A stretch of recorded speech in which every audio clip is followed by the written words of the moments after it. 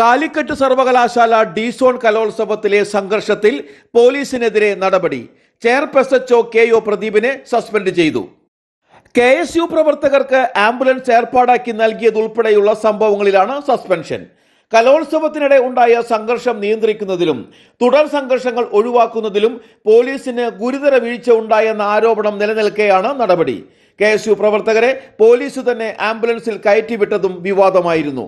പരിക്കേറ്റ പ്രവർത്തകരെ ആശുപത്രിയിലേക്ക് മാറ്റാനാണ് ആംബുലൻസ് എത്തിച്ചത് എന്ന് SHO വിശദീകരണം നൽകിയെങ്കിലും ആംബുലൻസിനുള്ളിൽ വെച്ച് KSU പ്രവർത്തകരെടുത്ത സെൽഫി വിനയായി. ഇതോടെയാണ് പ്രദീപിനെ സസ്പെൻഡ് ചെയ്ത് ഉത്തരവിറങ്ങിയത്. അതേസമയം നടപടിയിൽ സേനയ്ക്കുള്ളിൽ അമർഷം പുകയുകയാണെന്നാണ് ആക്ഷേപം.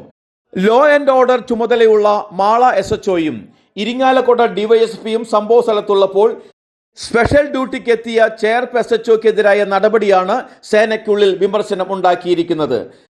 ഭരണകക്ഷി യൂണിയനിൽ സ്വാധീനമുള്ള മാള SHO 6 വർഷമായി സ്ഥലം മാറ്റമില്ലാതെ തുടരുന്നതും സമീപകാലത്ത് വിമർശനങ്ങൾക്ക് ഇടയായിരുന്നു.